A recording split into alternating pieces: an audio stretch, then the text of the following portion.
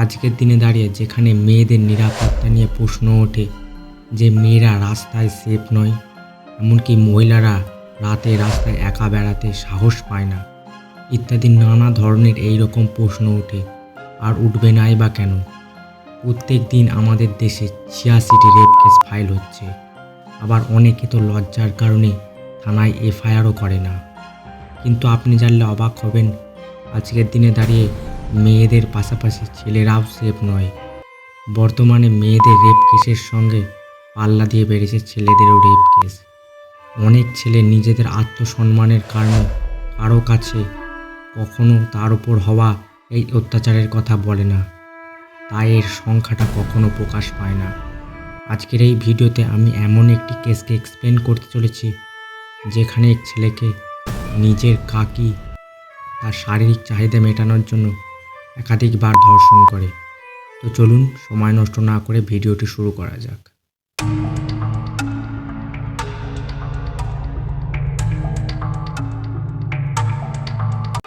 উত্তরাখণ্ডের উধম সিং নগর থানায় একটি অভিযোগ দায়ের হয়, যেখানে একজন বাবা থানায় অভিযোগ করে যে কিভাবে তার ছেলের সঙ্গে এই নোংরা কাজ করা হয়। এই ঘটনার সূত্রপাত ৫ বছর আগে, যেখানে একটি ১৯ বছরের মেয়ের সঙ্গে বিয়ে হয় তার থেকে ৪-৫ বছরের বড় একটি ছেলের। ৪-৫ মাস সুখে কাটার পর শুরু হয় নানা সমস্যা। ছেলেটির শরীরের অবস্থা দিনের পর দিন খুবই খারাপ হতে শুরু করে। এমনকি নানা জায়গায় চিকিৎসা করেও সে কিছুতেই ভালো হচ্ছিল না। অবশেষে ২রা ডিসেম্বর ২০২১ সালে এইচআইভির কারণে ছেলেটি মারা যায়। এমনকি ছেলেটি ২-৩ বছর জানতেও পারেনি তার এইচআইভি রয়েছে। কিন্তু একটি পরীক্ষায় ছেলেটি জানতে পারে তার সঙ্গে যে মেয়েটির বিয়ে হয়েছে সে এইচআইভি আক্রান্ত। কিন্তু এই কথাটি বিয়ের সময় মেয়েটি বা মেয়ের পরিবার কেউ সেই ছেলেটিকে জানায়নি। স্বামী মারা যাওয়ার পর মেয়েটির শারীরিক চাহিদা দিনের পর দিন বেড়েই চলেছিল। এরপর মেয়েটি তার শারীরিক চাহিদা মেটানোর জন্য যে পথ বেছে নেয় তা শুনলে আপনার গায়ের লোম শিউরে উঠবে। মেয়েটি যে এইচআইভি আক্রান্ত সেটি চারিদিকে সবাই জেনে গেছিল। এর ফলে কোনো পুরুষ মানুষ তার কাছে আসতো না। স্বামী মারা যাওয়ার পর তাদের সংসারে সে এবং তার শ্বশুর শাশুড়ি থাকত, এবং বাকি পরিবারের লোকেরা উত্তরাখণ্ডের পিলিভীত গ্রামে থাকত। উত্তরাখণ্ডে থাকা বাকি পরিবারের লোকেরা কখনো কখনো তাদের বাড়িতে বেড়াতে আসতো। সেই সময় সেই মেয়েটির চোখ পড়ে তার ভাসুরের ১৫ বছরের ছেলের ওপর। মেয়েটির শারীরিক চাহিদা এতই বেড়ে গেছিল যে সে নিজেকে কন্ট্রোল করতে পারছিল না। একদিন সকালে যখন সেই ছেলেটির বাবা মা এবং দাদু ঠাকুমা বাজারে যায়, সেই সময় বাড়িতে সেই ছেলেটি এবং তার কাকি ছিল।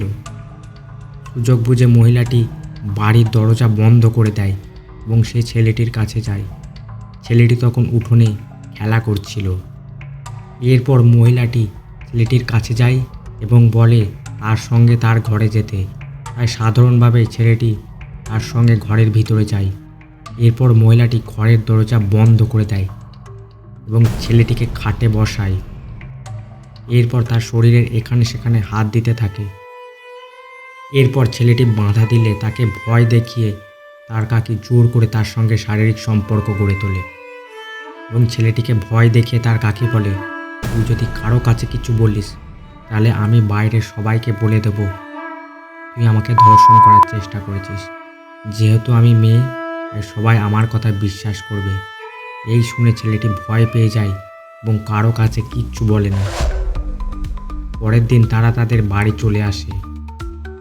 সেই দিনের পর থেকে ছেলেটি চুপচাপ হয়ে যায়, কারোর সঙ্গে কথা বলে না, ঠিক মতো খাওয়া দাওয়া করে না, এমনকি বাইরে খেলতে যাওয়া পর্যন্ত বন্ধ করে দেয়। এইভাবে ১ মাস কেটে যায়। এরপর তাদের বাড়িতে তার দাদু ঠাকুমা এবং তার কাকিমা বেড়াতে এসেছিল। এরপর ছেলেটি ভয় পেয়ে যায় এবং ভাবে যদি কাকিমা সত্যি সত্যি পুলিশের কাছে তার নামে মিথ্যা অভিযোগ করে তাহলে পুলিশ তাকে অ্যারেস্ট করে জেলে পুরে দেবে। এই ভেবে ছেলেটি ভয় পেতে থাকে। একদিন যখন সবাই বাইরে ঘুরতে যাচ্ছিল, তখন মহিলাটি বলে তার শরীরের অবস্থা ভালো নয়, তাই সে বাড়িতে থাকবে। তারপর সবাই চলে যায় এবং মহিলাটি একা বাড়িতে থাকে। তার কিছুক্ষণ পর ছেলেটি যখন স্কুল থেকে বাড়ি ফেরে, সে দেখে বাড়িতে শুধু তার কাকিমা রয়েছে, আর কেউ নেই। এরপর তাকে জোর করে একটি ঘরে নিয়ে যায় এবং তার সঙ্গে আবারও শারীরিক সম্পর্ক গড়ে তোলে। পরের দিন পরিবারের সবাই বাড়িতে থাকা সত্ত্বেও মেয়েটি নিজেকে কন্ট্রোল করতে পারেনি। সবাই বাড়িতে থাকাকালীন ছেলেটিকে তার ঘরে ডাকে এবং দরজা বন্ধ করে দেয়। তখন বাইরে সবাই খাওয়া দাওয়া করছিল। তা দেখে ছেলেটির মায়ের সন্দেহ হয় এবং সে দরজার কাছে গিয়ে দাঁড়ায় এবং ভিতরে কী কথা হচ্ছে তা শোনার চেষ্টা করে। সে যা শুনতে পায় তা শুনে তার পায়ের তলার থেকে মাটি সরে যায়। সে দেওয়ালে কান দিয়ে শুনতে পায় তার দেওরের বউ আর ছেলেকে তার সঙ্গে নোংরা কাজ করতে বলছে। এরপর ছেলেটির মা তার স্বামীকে ডাকে এবং সমস্ত কিছু বলে।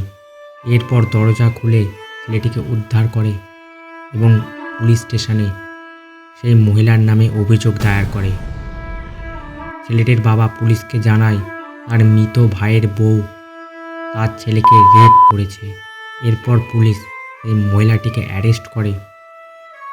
যেহেতু মহিলাটি HIV আক্রান্ত ছিল, তাই সবাই আরও ছেলেটির জন্য বেশি চিন্তা করছিল। কিন্তু এখন একবার ভাবুন তো, আজকের দিনে মানুষ কতটা নিচে নেমে গেছে যে নিজের ছেলের সমতুল্য ছেলের সঙ্গেও সেক্স করতে এক পা পিছপা হচ্ছে না। আজকের মতো ভিডিওটি এতটুকুই। ভিডিওটি ভালো লাগলে ভিডিওটি একটি লাইক করুন এবং চ্যানেলটি সাবস্ক্রাইব করে আমাদের সঙ্গে জুড়ে থাকুন এই রকমই ক্রাইম রিলেটেড ভিডিও পেতে। ততক্ষণ সুস্থ থাকুন, সতর্ক থাকুন।